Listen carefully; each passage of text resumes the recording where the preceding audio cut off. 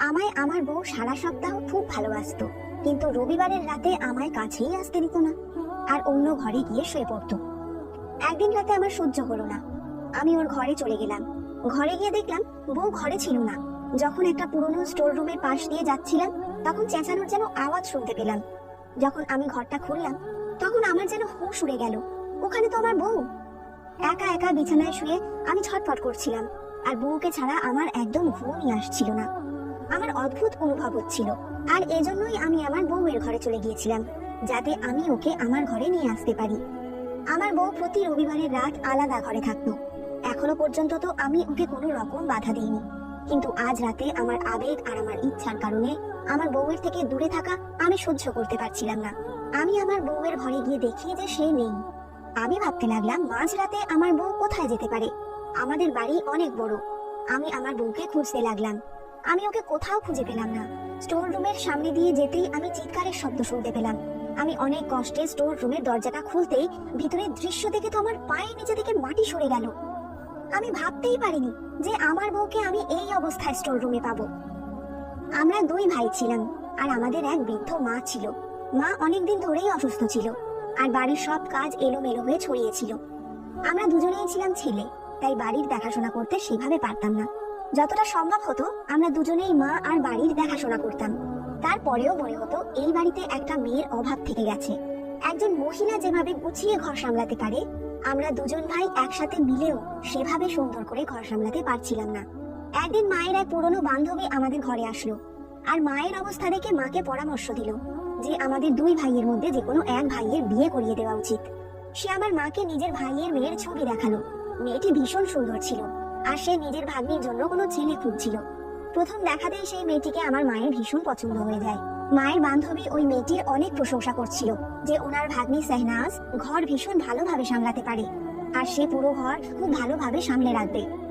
মাও ঘরের ব্যাপারে ভীষণ চিন্তায় ছিল। এজন্য মা এবার বুঝে গিয়েছিল যে এবার মায়ের সত্যিই কোনো বৌমার দরকার। মা আমার দাদাকে শাহনাজের ছবি দেখিয়ে বলল শাহনাজের সঙ্গে দাদা বিয়ে দিতে চাইছে মা, কিন্তু দাদা মুখের উপর না বলে দিল, আর বলল যে সে গরিব মেয়ের সাথে বিয়ে করতে চায়, কেননা সে নিজেও ভীষণ ভালো এবং সে বিয়েতে কোনো রকম পণ নিতে চায় না, বরং নিজেই সে সমস্ত কিছু করতে চায়। আপাতত এজন্যই সে বিয়েতে রাজি হয়নি। মা যখন আমাকে প্রথমবার শাহনাজের ফটো দেখালো, আমি তো প্রথম দেখাতেই ওকে পছন্দ করে নিলাম। শাহনাজ একদম সেই রকম মেয়ে ছিল যেরকম মেয়ে আমি পছন্দ করতাম। দাদার মতো আমিও খুব ভালো চাকরি করতাম, এজন্য মা ভাবলো যে সে দাদার বদলে আমার বিয়ে করিয়ে দেবে। শাহনাজ পড়ালেখায় ভীষণ ভালো ছিল, আর খুব ভালো পরিবারের মেয়েও ছিল। তার বাবার নিজস্ব ব্যবসা ছিল, তাদের অবস্থা আমাদের থেকে অনেক ভালো ছিল। মা যখন সম্বন্ধ নিয়ে শাহনাজের বাড়িতে গেল, তখন মার মনে হলো শাহনাজের পরিবার এই সম্পর্কের জন্য না বলে দেবে, কিন্তু শাহনাজের পরিবারের লোকেরা আমার মাকে অনেক খাতির করলো, আর বিয়ের সম্বন্ধ মেনেও নিল। ছেলেকে বিয়ের সাজে দেখার ইচ্ছা আমার মায়ের চোখ মুখে জল করছিল। দেখতে দেখতে আমার বিয়ের দিন এসে উপস্থিত হলো, আর আমি শাহনাজকে প্রথমবার নিজের বউয়ের রূপে দেখলাম। আমি যখন ঘরে ঢুকলাম, তখন শাহনাজ ওর সুন্দর মুখের উপর ঘোমটা দিয়ে বসেছিল। সে আমার জন্য অপেক্ষা করছিল। আমি শাহনাজকে বিয়ের উপহার দিয়ে ওর সুন্দর মুখের দিকে তাকিয়ে রইলাম। ও যেন একটা সুন্দর মূর্তির মতো। ওর যৌবন ভরা শরীর আমার আবেগকে উত্তেজিত করে তুলেছিল। আমি হঠাৎ করেই শাহনাজের হাতে চুমু খেলাম। ও ভয় পেয়ে চুপ করে রইল। আমার এই আচরণে ও ভয় পেয়ে জড়সড় হয়ে গিয়েছিল। ওর লজ্জা পাওয়া আমার খুব ভালো লাগছিল। আমি ওকে আমার কাছে টেনে নিলাম, আর ওকে আস্তে আস্তে ভালোবাসতে লাগলাম। আমার প্রেমের আবেগের সামনে ওর আলতো অনীহার অস্তিত্ব মুহূর্তেই ভেঙে পড়ল। শাহনাজ সম্পূর্ণভাবে আমার কাছে নিজেকে সঁপে দিয়েছিল। এই বিয়ের রাতটা আমার কাছে খুব সুন্দর ছিল। আমি শাহনাজের মধ্যে একজন অসাধারণ জীবন সঙ্গী পেয়ে গিয়েছিলাম। সেও আমার প্রশংসা করত, এবং আমরা শারীরিক সম্পর্কে আবদ্ধ হয়েছিলাম। পরের দিন শাহনাজ তার বাড়িতে যায়, এবং আমি সারাদিন তার ফিরে আসার জন্য অধীর আগ্রহে অপেক্ষা করছিলাম। আমার দাদা আমার অবস্থা দেখে আমাকে ঠাট্টা করতে লাগলো। আমি দাদার কথায় লজ্জা পেলাম, আর সে বলল, ভালো কথা, তুমি তোমার বউকে এভাবেই যত্ন করো। রাতে শাহনাজ ফিরে আসলে আমি তার সাথে ঘরে এলাম এবং আমার হতাশা প্রকাশ করতে লাগলাম। সে আমার কথা শুনে হেসে উঠল, আর আমি সাথে সাথেই তাকে আমার বুকে জড়িয়ে নিলাম। আমার আর শাহনাজের বিয়ের মাত্র 4 দিন পার হতে না হতেই সে পুরো বাড়ির দায়িত্ব সামলে নিল। সত্যি ও ঘরের কাজে ভীষণ পটু ছিল। মা তো শাহনাজের কাজ এবং তার দায়িত্বে এতই খুশি হয়েছিল যে সে খুশি হয়ে পুরো বাড়ির দায়িত্ব ওর হাতেই তুলে দিয়েছিল। কিন্তু দাদা সাইনাজের সামনে যেতে লজ্জা পেত, আর সাইনাজের থেকে সব সময় দূরত্ব বজায় রাখতো আর নিজের মাথা নিচু করে হাঁটতো। সে তার সব কাজ নিজেই করত। সাইনাজকে কেউ কোনো কাজই বলতো না। সাইনাজও বাড়ির পরিবেশ সম্পর্কে পুরোপুরি জেনে গিয়েছিল, আর এবার তো মাও আর আমার শান্তি পেয়ে গিয়েছিল। সাইনাজ ঘরের কাজ করার সাথে সাথে আমাকেও পুরো সময় দিত। ও আমায় পুরো রাত এমন ভাবে আদর দিত যে আমি ওর প্রেমে পাগল হয়ে যেতাম। প্রতিটা দিন যাওয়ার সাথে সাথে আমার আর সাইনাজের সম্পর্ক আরো মজবুত হতে লাগলো। আমাদের বিয়ের 1 সপ্তাহ হতে চলেছিল, কিন্তু একদিন রাতে সাইনাজ নিজের বালিশ তুলে নিল আর বলল যে আজ রাত ও অন্য ঘরে আলাদা শোবে। আমি অবাক হলাম, হঠাৎ তার কি হয়ে গেল? আমি তাকে জিজ্ঞাসা করলাম, কেন, কি হয়েছে? তুমি কি আমার উপর রাগ করেছো? সে বলল, না তো, এখন থেকে প্রতি রবিবার রাতে আমি আলাদা ঘরেই ঘুমাবো। সাইনাজের কথা শুনে আমি ওকে জিজ্ঞাসা করলাম যে কি সমস্যা হচ্ছে। আমার জন্য তো সাইনাজকে ছাড়া এক মুহূর্ত থাকাও সম্ভব না, আর সাইনাজ পুরো রাতের কথা বলছে। আমার মন খারাপ দেখে সে বলতে লাগলো, তুমি চিন্তা করো না, আসলে আমি মানত করেছিলাম যে যদি আমি এমন বর পাই যে আমাকে খুব ভালোবাসবে, তাহলে আমি প্রত্যেক রবিবারের রাতে আমার বরের থেকে আলাদা থাকবো। আর এই জন্য আমি এবার নিজের মনস্কামনা পুরো করতে চাই, কেননা তুমি আমাকে ভীষণ ভালোবাসো। সাইনাজের কথা শুনে আমি বললাম, যদি তোমার এটাই মানত হয় তাহলে আমার কোনো আপত্তি নেই, কিন্তু তোমাকে ছাড়া আমি কিছুতেই থাকতে পারি না। আমার কথা শুনে সে বলতে লাগলো যে আমাকে ছেড়েও থাকা ওর জন্য ভীষণ কঠিন। সাইনাজ আরো বলল, কিন্তু আমরা দুজনে তো একই বাড়িতে আছি, আর আমি তো শুধুমাত্র একটা রাতে আলাদা থাকবো। সাইনাজ বালিশ নিয়ে ঘর থেকে চলে গেল। আমি বিছানায় শুয়ে এপাশ ওপাশ করতে লাগলাম। সাইনাজের অনুপস্থিতিতে আমি এক মুহূর্ত ঘুমাতে পারলাম না, কিন্তু আমি এই ভেবে চুপ হয়ে গেলাম যে এটা শুধু একটা রাতের ব্যাপার। ও তো সারা সপ্তাহ আমাকে এত ভালোবেসেছে, আমি তাকে ছাড়া একটা রাত কাটিয়ে দিতেই পারি। পরের দিন সকালে সাইনাজ ঘরে এলে আমি ওকে দেখে বুঝলাম যে ওর মনটা একটু খারাপ বোধ হয়। আমি ওকে জিজ্ঞাসা করলাম, কি হয়েছে? সে বলতে লাগলো যে সে ঘরে একা ঘুমাতে পারেনি। আমি ওকে আদর করে জড়িয়ে ধরে বললাম, যদি তাই হয় তাহলে আমাকে ছেড়ে আর যেও না। আমার কথা শুনে সাইনাজ বলতে লাগলো, যে কোনো মূল্যে তার ইচ্ছা তাকে পূরণ করতেই হবে, আর কিছুদিনের মধ্যে আমাকে ছাড়া থাকার অভ্যাস ওর হয়ে যাবে। আমি সাইনাজকে বিরক্ত করার জন্য মজা করে বললাম, তুমি খুব নিষ্ঠুর, নিজের উপরেও জুলুম করছো আর আমার উপরেও। তুমি তো অন্য কোনো মানত চাইতে পারতে, কিন্তু তুমি আমাকে কষ্ট দেওয়ার জন্য এরকম মনস্কামনা করেছো। সাইনাজ আমার দিকে হালকা করে তাকালো আর ঘরের কাজে ব্যস্ত হয়ে গেল। আমি গিয়ে আমার মায়ের কাছে বসলাম। সে সাইনাজের অনেক প্রশংসা করছিল। আমি খুব খুশি ছিলাম যে আমার মায়ের সাইনাজকে নিয়ে বাকি শাশুড়িদের মতো কোনো সমস্যা ছিল না। এখন বাড়িটির খুব ভালোভাবে রক্ষণাবেক্ষণ করা হচ্ছিল, আর সবাই যে যার জায়গায় খুব খুশি ছিল। সাইনাজ মায়ের এত ভালো যত্ন নিল যে মায়ের স্বাস্থ্য ভালো হয়ে উঠেছিল। কেউ একজন ঠিকই বলেছিল যে ভালো বউ ঘরকে স্বর্গ বানায়, আর সত্যিই তাই, সাইনাজ আমার ঘরকে স্বর্গ বানিয়ে দিয়েছে। প্রতি রবিবার রাতে সে আমায় যন্ত্রণায় ফেলে অন্য ঘরে চলে যেত, আর এই জিনিসটা আমার একদম ভালো লাগতো না। আমি একা বিছানায় শুয়ে ওর অনুপস্থিতি অনুভব করতাম। সাইনাজের কোলে ঘুমিয়ে আমি অভ্যস্ত হয়ে গিয়েছিলাম। যতক্ষণ না আমি ঘুমিয়ে পড়তাম, সাইনাজ আমার মাথায় হাত বোলাতে থাকতো, এবং এখন তো আমি তাকে ছাড়া ঘুমাতেই পারি না। সাইনাজ আমাকে একদম তার নিজের করে নিয়েছিল। ঠিক এরকমই এক রাতে সাইনাজ অন্য ঘরে চলে যায়, তাই আমি একা ঘুমাতেই পারলাম না। আর এরপর আমি ঠিক করলাম যে এখন থেকে আর সাইনাজকে আমার থেকে আমি দূরে থাকতে দেব না, আর এই দূরত্বটা আমি মুছে দেব। আর এটা ভাবতে ভাবতে যখন আমি ওর ঘরে পৌঁছলাম তখন ওকে পেলাম না, তাই ওকে খুঁজতে গিয়ে স্টোর রুম থেকে আমি চিৎকারের আওয়াজ শুনতে পেলাম। তাই সাথে সাথেই আমি স্টোর রুমে ঢুকলাম। আমার স্ত্রী সাইনাজ আমার দাদার সাথে স্টোর রুমে উপস্থিত ছিল, আর সে বাজে ভাবে চিৎকার করছিল। আমার দাদা ওর 2 হাত চেপে ধরে ওকে চুপ করানোর চেষ্টা করছিল। আমি যেই ভিতরে ঢুকলাম, আমার দাদা আমাকে বলল, তোর বউ এখানে তার প্রেমিকের সাথে লুকিয়ে দেখা করছিল। আর আমি যখন ভিতরে এলাম তখন সে চিৎকার করতে লাগলো, কিন্তু ওর প্রেমিক পালিয়ে গেছে। আর যখন আমি ওকে বললাম যে আমি তোমার সব সত্যি বলে দেব, তখন ও উল্টে আমাকেই দোষ দিল আর বলতে লাগলো যে সে তোমাকে বলবে আমি ওর সম্মানহানি করতে যাচ্ছিলাম। দাদার কথা শুনে আমার মুখ রাগে লাল হয়ে গেল। আমি এগিয়ে গিয়ে সাইনাজের মুখে একটা চড় মারলাম। অনেকক্ষণ ধরে কিছু বলতে চাওয়া সাইনাজ চড় খেয়ে একেবারে থমকে গেল আর আমাকে বলতে লাগলো, একবার হলেও আমার কথাটা তো শুনে নাও। কিন্তু আমি নিজের চোখে দেখেছি যে মাঝরাতে সাইনাজ কোন অবস্থায় স্টোর রুমে দাঁড়িয়েছিল। সে বলছিল সে এখানে তার কোনো প্রেমিকের সাথে দেখা করতে আসেনি, বরং আমার দাদা নাকি তাকে ডেকেছে। আমি আমার পবিত্র আর নিষ্পাপ দাদার বিরুদ্ধে ওর মুখে এরকম বিষাক্ত কথা শুনে স্তব্ধ হয়ে গেলাম। আমি সাইনাজের চুলের মুঠি ধরে টেনে ঘরে নিয়ে আসলাম। আমি যে মেয়েকে নিজের মান ইজ্জত ভাবতাম আর যাকে এত ভালোবাসতাম, সে আমারই পেটে ছুরির আঘাত করলো। আজ আমি বুঝতে পারলাম যে পুরো সপ্তাহ আমাকে খুশি করার পর রবিবারে কেন সে অন্য ঘরে গিয়ে ঘুমাতো। আমি এবারে জানতে পারলাম যে এটা তার মানত বা মনস্কামনা ছিল না, বরং তার প্রেমিকের সাথে দেখা করার সময় ছিল। যদি আজকে আমার দাদা ওকে এই অবস্থায় না দেখতো, তাহলে আমি জীবনভর হয়তো ওর এই কাণ্ড কারখানা জানতেও পারতাম না। আমি সাইনাজকে বললাম, এক্ষুনি নিজের জিনিসপত্র গোছাও আর নিজের ঘরে চলে যাও। আমার ঘরে ওর জন্য আর কোনো জায়গাই ছিল না। সাইনাজ আমার পায়ের উপর পড়ে আমাকে বলতে লাগলো আমি যাতে ওর কথা একবার অন্তত শুনে নিই। এমনিতে সাইনাজের আর কোনো কথাতেই আমি একদম বিশ্বাস করতে চাইছিলাম না, কিন্তু আমি ওকে একবার সুযোগ দিতে চাইছিলাম।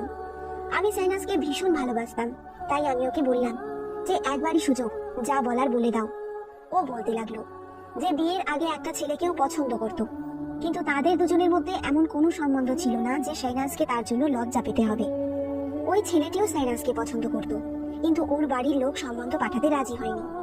সাইনাজের কাছে ওই ছেলেটার কিছু ছবি আর জিনিসপত্র রাখা ছিল, আর ওই ছেলেটি দুবাই যাচ্ছিল।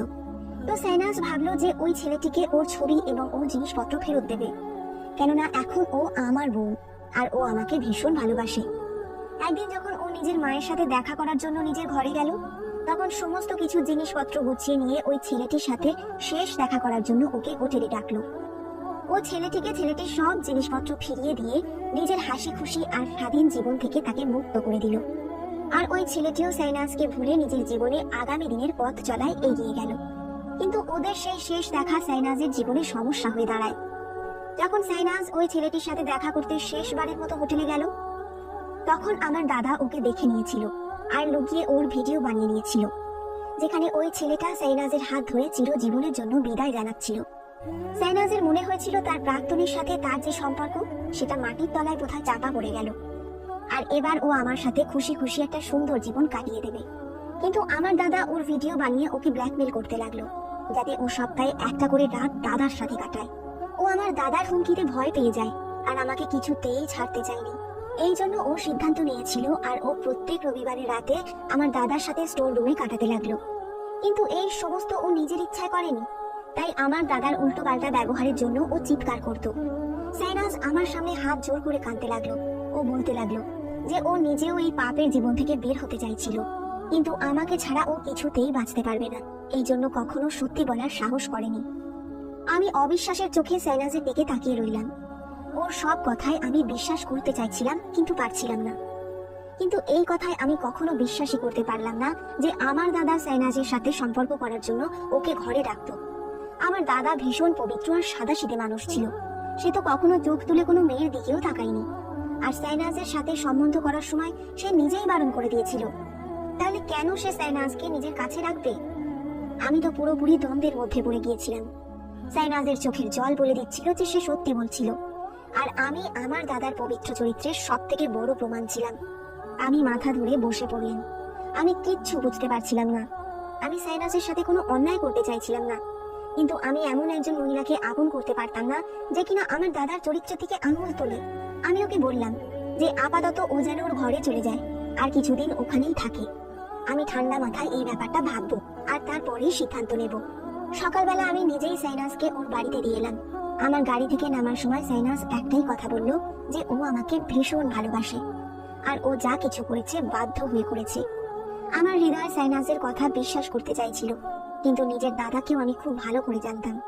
সাইনাজকে ছেড়ে আমি যখন আমার দাদার ঘরে এলাম, তখন দাদা নামাজ পড়ছিল। আমি চুপ করে একটা কোণে বসে পড়লাম। আমার কাছে আমার দাদাকে জিজ্ঞাসা করার মতো কোনো প্রশ্নই ছিল না। আমার দাদা পরিষ্কারভাবে নিজের মুখে আমাকে বলেই দিয়েছিল যে সেই রাতে সে জল খেতে নিজের ঘর থেকে বেরোচ্ছিল। যখন স্টোর রুম থেকে সে আওয়াজ শুনতে পায়, তখন সে ওই ঘরে ঢুকলো। ওখানে সাইনাজ একটা ছেলের সাথে ছিল। ওরা দুজন খুব বাজে অবস্থায় ছিল। মায়ের শরীর এদিকে খুব একটা ভালো ছিল না, সেজন্য আপাতত মাকে আমি এই ব্যাপারটা থেকে দূরে রাখতে চেয়েছিলাম। মাকে আমি এমনিই বলে দিয়েছিলাম যে সাইনাজ কিছুদিনের জন্য নিজের ঘরে থাকতে গেছে।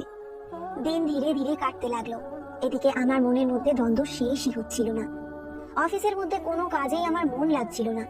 আমার দাদা আমাকে বলল যে আমার উচিত সাইনাজকে তালাক দিয়ে দেওয়া, কেননা ওর মতো মেয়ে ঘর সংসার করার যোগ্যই না। আমার আর সাইনাজের সম্পর্ক নষ্ট করতে আমি একেবারেই রাজি ছিলাম না। আমি আমাদের সম্পর্কটাকে কিছুটা সময় দিতে চেয়েছিলাম। সাইনাজ আমাকে প্রতিদিনই বেশ কয়েকবার করে ফোন করত, কিন্তু আমি ওর ফোন তুলতাম না। মা বারবার সাইনাজের বিষয়ে প্রশ্ন করত যে সাইনাজ কবে ফিরবে। সাইনাজ মায়েরও একটা অভ্যাস হয়ে গিয়েছিল। সাইনাজ এমন ভাবে মায়ের খেয়াল রাখতো যে মা ওকে নিজের মেয়ের মতো ভালোবাসতো। আমি অফিস থেকে একদিন বাড়ি ফিরছিলাম। কিছুক্ষণ পরেই আমি খবর পেলাম যে আমার দাদার অ্যাক্সিডেন্ট হয়ে গেছে। আমি সাইনাজকে তালাক দেওয়ার জন্য ওই দিন সন্ধ্যায় ওর বাড়ি যাচ্ছিলাম, কিন্তু দাদার অ্যাক্সিডেন্টের কথা শুনতেই আমি হাসপাতালের দিকে দৌড় লাগালাম। দাদার অবস্থা খুব খারাপ ছিল। দাদার শরীরের হাড় ভেঙে গিয়েছিল। শেষে কয়েক ঘন্টা অপারেশনের পর দাদার জীবন বাঁচানো গেল, কিন্তু ডাক্তার বলেছিল যে সে আর জীবনে কোনো দিন বসতে পারবে না। তার মেরুদণ্ড পুরোপুরি ভেঙে গেছে। দাদার পাও পুরোপুরি নষ্ট হয়ে গিয়েছিল। দাদার এই অবস্থা দেখে আমি সাইনাজকে পুরোপুরি ভুলে গেলাম আর দাদার সেবায় জুটে গেলাম।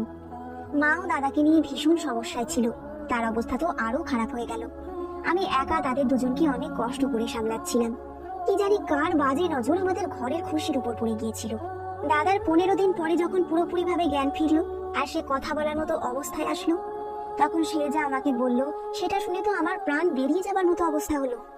দাদা কাঁদতে কাঁদতে বলল সাইনাজের কোনো ভুল ছিল না। সে যা বলেছে সব নাকি সত্যিই বলেছে। সে সত্যি ওই ছেলেটার সাথে শেষ দেখা করতে গিয়েছিল, কিন্তু দাদা নাকি ইচ্ছাকৃতভাবে তাদের কিছু মুহূর্তের ভিডিও বানায় যাতে দাদা তার বিরুদ্ধে সেগুলোকে ব্যবহার করতে পারে। সাইনাজ খুব ভালো আর ভদ্র মেয়ে। যখন সে জানতে পারলো যে দাদার কাছে তার ভিডিও আছে যার মাধ্যমে সে ওর আর আমার সম্পর্ক শেষ করাতে চেয়েছিল, তখন সে দাদার কাছে কাকুতি মিনতি করেছিল যে যাতে দাদা সেরকমটা না করে। দাদা খুব ভালো করে জানতো যে সাইনাজ আমাকে ছাড়া থাকতেই পারবে না।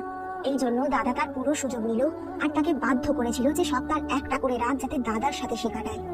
প্রথমে সাইনাজ মানা করেছিল, কিন্তু দাদা যখন তার ভিডিওগুলো নিয়ে তাকে ব্ল্যাকমেল করলো তখন সে বাধ্য হলো। দাদা বলতে লাগলো যে প্রত্যেক সপ্তাহে সে সাইনাজের সাথে জোর জবরদস্তি করে সম্পর্ক স্থাপন করত, আর সাইনাজ তাই এইভাবেই চেঁচাতে থাকতো। আর ও এই সমস্ত বিষয় নিয়ে ভীষণ চিন্তায় থাকতো, কারণ ও আমাকে ঠকাতে চায়নি। সেই দিন রাতেও সাইনাজ নিজেকে বাঁচানোর জন্যই চেঁচাচ্ছিল আর অপেক্ষা করছিল যে যাতে ওকে দাদা দয়া করে ছেড়ে দেয়। কাঁদতে কাঁদতে দাদা বলল যে সে একজন সরল মেয়ের জীবন নষ্ট করেছে আর এই জন্যই উপরওয়ালা তাকে এমন শাস্তি দিয়েছে। আমি তো দাদার কথা শুনে থ হয়ে দাঁড়িয়ে রইলাম। আমার সেই দাদা যাকে আমি ভীষণ ভালো আর সাদাসিধে ভাবতাম, সে এতটা নীচ হতে পারে যে আমার বউয়ের সাথে সে সম্পর্ক স্থাপন করত। দাদা বলতে লাগলো যখন সাইনাজ বিয়ে করে নিজের বাড়িতে আসলো, দাদা ওর উপর থেকে নজর সরাতে পারেনি। সাইনাজের সৌন্দর্য তাকে বেকাবু করে দিয়েছিল, কিন্তু তাও সে চেষ্টা করতো মাথা নিচু করে থাকার। তারপর একদিন যখন দাদা সুযোগ পেল, তখন সে সাইনাজকে বাজেভাবে ব্যবহার করতে লাগলো। সে ভুলে গেল যে কেউ এমন একজনও আছে যে তার পাপ দেখতে পাচ্ছে। আমি হসপিটাল থেকে বেরিয়ে সাইনাজের ঘরের দিকে যেতে লাগলাম। সাইনাজকে নিজের জীবনে ফিরিয়ে আনার ইচ্ছা আমার প্রবল হয়ে উঠল। আমি ঠিক করে নিয়েছিলাম যে আমি তার পায়ের উপর পড়ে তার থেকে আমার আর আমার দাদার নোংরামোর জন্য ক্ষমা চাইব। কেননা আমার দাদাকে স্বয়ং আল্লাহ এত বড় শাস্তি দিয়েছেন যে আমরা মানুষেরা তা ভাবতেই পারি না। নিজের দাদার এই অবস্থা দেখে আমি তাকে ক্ষমা করে দিয়েছিলাম। আমি বিশ্বাস করতাম যে সাইনাজ আমাকে এতটা ভালো নিশ্চয়ই বাসে যে ও আমাকে আর আমার দাদাকে নিশ্চয়ই ক্ষমা করে দেবে। আমাকে দ্বিতীয়বার ও ঠিক আপন করে নেবে। বন্ধুরা, ঈশ্বরের লাঠিতে শব্দ হয় না, কিন্তু যখন সেটা মানুষের উপর পড়ে তখন মানুষ সেটা সহ্য করতে পারে না। ধন্যবাদ বন্ধুরা।